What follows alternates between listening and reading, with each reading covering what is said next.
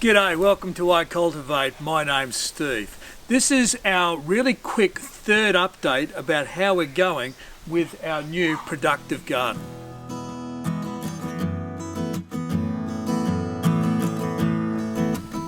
So firstly, I must apologise to all of our subscribers for not giving you some more information more regularly.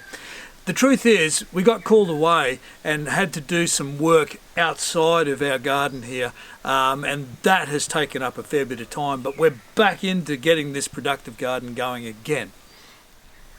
So you can see that we have now got all of the posts in. You can see that this particular one has been retained quite a bit. This is quite a significant hole in order to retain what will be the vegetable garden soil, because ultimately this is all going to be on the one level here. I've got the retaining timbers in place all the way around, and what we now need to finish doing is getting the structure itself all finished. So ultimately what we're going to end up with here is some trussed timbers across the top here that are going to support the netting that's going to cover this entire area. The whole idea of having this netting is in order to keep out those predator and pest insects, such things as our dreaded cabbage moth, and of course we have a lot of possums here as well, which like to get in and eat those nice juicy succulent green vegetables. So we're going to end up with this enclosure that will enable us to keep all of those types of vegetables protected from various pests and of course our native wildlife that also like our vegetables. So this is where the doorway is going to be, which will give us access into this garden.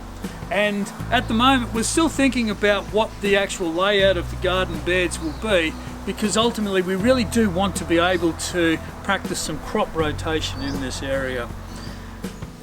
In this area around this space we are going to have quite a few other vegetable garden areas as well, but this particular one is the one that is going to provide protection to vegetables and various other plants that need to be protected from garden pests and various other wildlife.